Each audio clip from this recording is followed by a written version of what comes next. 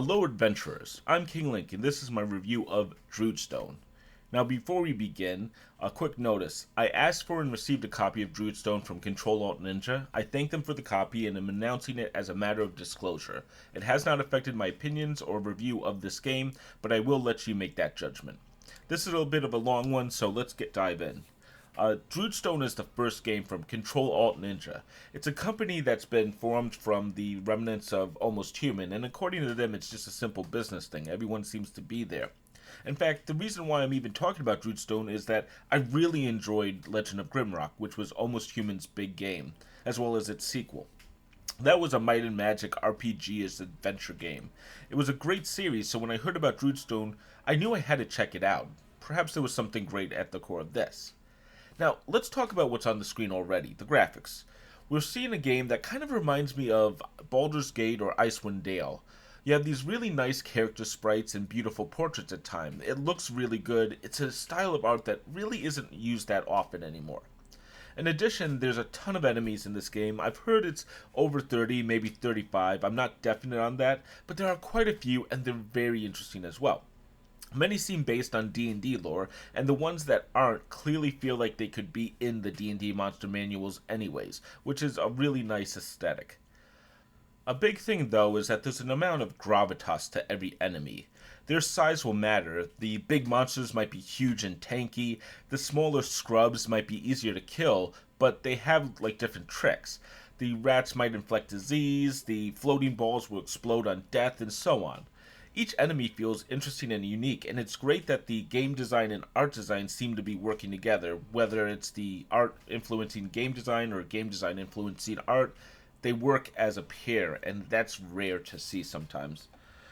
The environments too here are beautiful. The lush forests are nice. There's a number of cold tundras or dank dungeons. It's all really well designed. I mean, I can go on and on about the graphics, but of course, just check the screen. I do want to point out the three characters. We have the green hooded warden, the druid, who's wearing white, the female, and the acolyte, who's wearing the red cloak. Now, they have names, but I use the name King Link, Zelda, and Benny for each of them. There may be a fourth character on the screen. I'm not going to talk about her. She comes in about halfway through the game. It's not that big of a spoiler, but I'll let you discover about her yourself. Now, Druidstone's story starts a little, well, let's be honest, typical. Technically, the main character is the whole party, but really, the warden, the guy in green, is our main character. Here's the opening cutscene from the preview, and the fact is, well, the main character is found in a cocoon, and he has no memory of anything, and he's charged with saving the forest. I mean, really, this sounds like something from almost every adventure game ever. I'm not trying to bash the game because of this, it's just something to note. The game seems to be focused with dealing with the cancer of the forest. At least that's how we hear it in the second map. And it's an interesting beginning. But it's really a beginning only because the cancer doesn't make that many appearances in the game.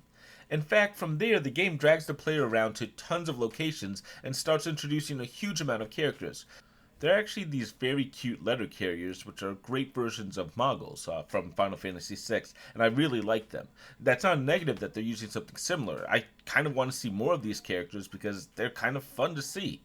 There are a few villains in the game, of course, and a couple friends, but the thing is, Druidstone's always on the move. Only a couple pieces really get a lot of development at one time. Especially early on. You'll actually meet a sorceress for one scene, and then she just vanishes and doesn't appear for, well, truthfully, she doesn't appear till the end of the game. This can happen a few times with different characters, and it's a shame because the pacing of Druidstone really feels off. At the same time, the first major villain is a guy named Mad Eye, and he's really just an enemy propped up with a little backstory, but becomes the player's nemesis for a couple hours. But he's an interesting villain. The thing is, Druidstone seems to develop the world far better than its story. I wanted to know a ton. Who were the red priests who hounded me? What is my acolyte's race? And much more. Tell me about the druids and the other people of the world. There's so much I want to know about Druidstone's universe that I really like. But the story of Druidstone itself, honestly, it's a little weak in my opinion. It'll work as a connection between the levels, but it could have been just so much more. It's really the pacing that ruined it for me, because for a while, every mission seems to change gears, and it worked to make me curious, but then broke the important story threads. Now, we've gotten to my favorite part of this game. I've written entirely too much about this topic, but the gameplay of Druidstone, well, I'm going to try to go over it fast, but if you want more, check the written review in the description. I've been trying to avoid these longer reviews. I wrote 7 pages on this game. It's going to be hard to really compress that down in time, though. Now, first, I find this game to be a little more similar to Into the Breach than classic D&D like Baldur's Gate and Icewind Dale. There's actually 3 big reasons for it. Now, the biggest and most obvious is that there's very little randomness in Druidstone. That might annoy some fans of D&D and RPGs, but I think I like it more because it's more strategic and tactical than worrying about how a dice roll is. You're always going to hit, there's no accuracy. You always do 2 or 3 or whatever the promised damage is. The enemy who appear on the map are based on the map, not random chance. It's strategy that will kill you, not luck. Second reason, every map has the same enemies appearing on it. Basically, you're going through levels, not random encounters like most RPGs. Now, I know some people will have issues with this, especially the deterministic version of this rules, and okay, that might not be the perfect game, but give me one more reason. For the rest of us, well, it's nice to be able to make a strategy for each battle. Each battle is, well, okay, let's talk about the third reason. Reason number 3. The gameplay here is more puzzle-based than roleplay game. Players will have to use more tactics and strategies to beat enemies. This can be anything from wearing maybe a fire-resistant cloak if you're going to get hit by fire attacks, knocking enemies off ledges, or even using the right ability at the right time. So why is this different than normal RPGs? Well, you really can't out-level your enemies or over-prepare. You can find clever tricks, and leveling gives you more abilities, but there's no power creep. The 3 points of damage you do in the first map is about the same as the amount of damage you do in the last map. You'll get better abilities and attacks and even some weapons. Some abilities might even be able to do 6 or 7 points of damage. If you add in a poison ability before that, you're talking about maybe 8 or even, I think I could do 9 in one single attack. But overall, that's one special ability, one time on the map. And in that case, I'm actually talking about using multiple abilities in a row to get that damage output so high. The average attack at the end of the game for me did maybe 3 to 4 points of damage per enemy, and usually the number of enemies hit was 1. The fact is, you don't really become a god, you just become a better strategist and understand how to fight the enemies. In fact, like I said, Druidstone is more of a puzzle game. There's a lot of choice and role-playing and building characters, but really it feels more like a strategy game, and honestly I like that part of it. It's what made it more than just yet another RPG. Now let's talk quickly about how Druidstone is played. I'll try to keep this quick. You can of course watch me play the first maps in my preview, I'll link it at the end of the video, or of course check my written review if you want to know more. Now your party starts with a turn. Each character in your party gets some movement points and some attack points. Always the same amount, it's just variable, 3 to 4 movements, always 1 attack. You can then use these points in any order. You can move some, attack, and then move more, for instance. You can even mix and match the moves or attacks among your whole party, and that's more useful than it sounds, such as moving out of a range of an attack from your friend and then moving back in to do your own attack. Now, the game is a little strict. If you move, you can undo your last move. But if you move your Acolyte, for instance, and then switch to look at something on the Druid, and then move back to the Acolyte, you can't move back anymore, and that kind of stinks. Though Druidstone does have an interesting feature. It's similar to Into the Breach, the undo turn, and all it's supposed to do is rewind to the beginning of the current turn.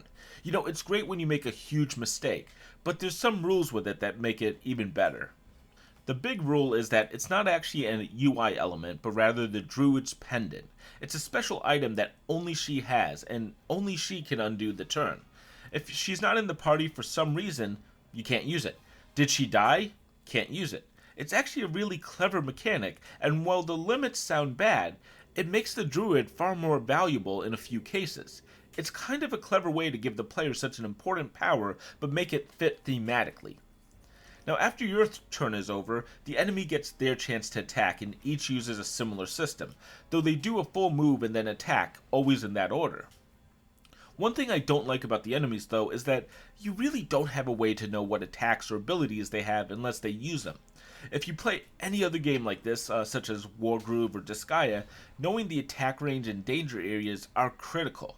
In Druidstone, you can see how far enemies can move, but you can't see what abilities they actually have, so you have to learn them with trial and error. But some enemies will throw out a new ability every once in a long while. It's not the best strategy. In fact, it leads me to a bigger problem: unknown information. You can of course play Druidstone blind, but I found that I would often play a level, see what enemies appear, what their layout was, and even what reinforcements or when they appear. And then I'd play a level again for real. I mean, really this is because I usually failed the first time, but the first run showed me everything I needed to know, and I wondered why couldn't I have that information ahead of time. Even just the abilities of the enemy or the layout of the start would have been huge for me making plans. Restarts are relatively fast, and that's okay, but it's just a bad way to expect players to play, replaying a level just to learn what's on the level. Now, a lot of maps also have their own tricks and rules. There's actually a great early map that has the player whistling for an NPC to follow the player to an exit. It's an odd, unique, and one-of-a-kind map, and Druidstone actually has a lot of these unique maps. Kudos. There's even puzzle maps that have no combat in them. They're oddly great, and there's a lot of variety here. I have to applaud this because it's another place that Druidstone really works. And each level does have clear goals, so players know what they have to do, and enemies and the players will continue to take turns until the player either dies or completes the main objective. There's actually a lot of different goals, and honestly the one that's rarely used is kill all the enemies. In fact, I think that's only done maybe once. At worst, you have to take down a boss enemy on a map, and most of these are actually interesting fights, but the variety is really good. Enemies, though, do become a nuisance in the game, and that's also a good thing. The turtle strategy of playing very defensively doesn't work here, and honestly, the game is boring when you do that. There is one map where it really does work, but it takes like 30 minutes to an hour to maybe even 2 hours to clear the map. And other strategies on that same map can take maybe 5 to 10 minutes if you know what you're doing, maybe 15 to 30 the first time through. It actually shows how weak the turtle strategy is in this game. Now, there are other maps like the one that's currently showing that have exploits where you can actually pick off a lot of enemies and clear them out for a lot of experience. But it's a little bit rare. You can also kill reviving enemies as well if you really want to farm experience. Really though, due to turn counts and enemy counts in this game though, the player will have to push aggressively on almost every map, and in fact I think it works in Druidstone's favor. You really can't be a passive player in this game, you have to be proactive and get out there. Now there's actually a lot of optional objectives too, stuff like open 3 different chests, which each give an item that are only usable in the current level, or kill a specific enemy like a basilisk, or maybe just find a special item somewhere. Similar to the different levels and their main objectives, side objectives have some really great choices as well. Now, Druidstone isn't about making a perfect run. Let's be honest, combat is happening, people will die, but Druidstone doesn't penalize the player for any character's death, other than they can't be used in the current map. If any party member survives, all party members get full experience, and that's rather good. Now, there might be objectives where you can't let anyone get knocked out, but that's up to the map, and usually it's an optional challenge as well. In fact, there have been times where I had a character blocking a bridge and I was shouting to myself, "You shall not pass," at each enemy attacking. It's stuff like that which makes Druidstone work. The choice where you might have to sacrifice the warden to complete a level, for instance, and yeah, it might suck, but it also is what makes the adventure more exciting. It feels very realistic to the D&D spirit. And the fact that there's no penalty for these sacrifices make it a great strategy rather than a painful task that I wouldn't want to do in the first place. Now, death doesn't always work. There was a level where I sacrificed my druid because I didn't know how to get her out of a specific area, and the next room required 3 characters to be all alive. With the druid dead, and her being the only one who had a revive spell, well, I was stuck. Another time, the druid also had a key item. She died, and all I could do was restart. I couldn't find a way to get the item from the corpse. And these are shames, but honestly, I don't like unwinnable situations, and Druidstone does have a small chance of that, but it's a rare thing as well. Now, this has been a long review, and there's, of course, more. But like I said, I wrote all of it about it. There's a great shop system. There's a really interesting ways to spec out characters using skill gems, and I spent a lot of time playing with loadouts. And you can choose which abilities that you want to use. It's really a nice way to play. I'll put it up on the screen. Now, let's get into some problems of the game. Some enemies do have special tricks. There's a special trick needed for at least one specific boss that begins with the letter N, and it's not really clear what's going on. Some maps have similar tricks. Like I mentioned, you needed 3 players in one map, and luckily, people have written about it online, but I feel that these are a little cheap, especially when the puzzles are kind of straightforward. There's 2 big bugs as well that I ran into. The first is that the undo turn object sometimes rewinds to the previous turn, not the current turn. I honestly don't know why. It actually can be a positive bug though, but without knowing how to trigger it, it's more frustrating. This actually did happen in the preview, so that's the only video I think I have of it. I'll put it up on the screen as well. And second, and a negative one, I don't have a video for this, but there was a boar in a map who charged at one of my players. He ran into a tree, damaged the character who was about 4 spaces beyond that, and I actually positioned the character so that that wouldn't happen. Now, no reason for the damage. The boar was nowhere near the enemy, the character, when it finished its run, but it happened once. There's a couple small bugs like this. Nothing that bad, but I wish they would be fixed. It's not horrible, though. I will say that the lack of saving in the middle of a map stinks. I mean, yes, there's save and exit, so you aren't forced to play the entire map in one sitting, but that's not a true save. It's a save state that gets erased from what I saw. If I want a real save, even if it's just one save per map, sometimes you spend maybe 30 minutes working on a map and then wipe and start from scratch, and that's painful. Now, just the chance to try out different things on a map would be useful there. Finally, let's talk about difficulty. And honestly, I played this game on normal. There's 35 maps. I played normal on, I think, at least 29 of them. I did drop it to easy on a single map that I was struggling with. It was challenging, but I probably gave up too early there. Then around the end of the game, the story was wrapping up, and there's a really annoying level, in my opinion. I almost beat the level on normal, failed, and just said, you know what, fine, let's go easy. I found some endgame content here a little bit hard. Not impossible, but I was ready for the game to be over. I was kind of hooked into the story at that time, so I dropped the difficulty to easy, and I was able to finish it pretty easily. Difficulty really deals with how much health enemies will have, usually varying only by a single health point, but it's an important one. Changing from like 5 to 6 is a huge step for certain attacks. And how many enemies are on the map also will matter. It's actually a good system. I like the difficulty system here, and I want to say kudos to Ctrl Alt Ninja for it. It's honestly really good. Overall, though, I like Druidstone a lot more than I was expecting. I was thinking this might be a long, boring story, kind of like Baldur's Gate, where you kind of grind a lot. And don't crucify me, I like Baldur's Gate, but trying to do a story like that in 2019 wouldn't work. Except they just announced Baldur's Gate 3 as I wrote that line, so what do I know? The point, though, is Druidstone tells that story too, and probably does worse with it, but instead what I found is a great puzzle RPG where strategy and tactics were more important than leveling up, and I really like this. Druidstone reminds me of games like Disgaea and Into the Breach, and the fact is those are all great games. It also feels like it has similarities to kind of chess puzzles, where sometimes there's good moves and great moves, and both are okay to use. Honestly, I enjoy Druidstone for a lot of reasons. It excels in gameplay where it needed to, and I want more games because the world that it sets up is interesting and I want more. And also the interesting challenge does really work. I had a great time with this game. This is why I'm giving Druidstone a 4.5 out of 5. I was a little hesitant to play this game from a few shots I saw, but I really liked Legend of Grimrock, as I said, so I gave this a shot, and man, it was really good.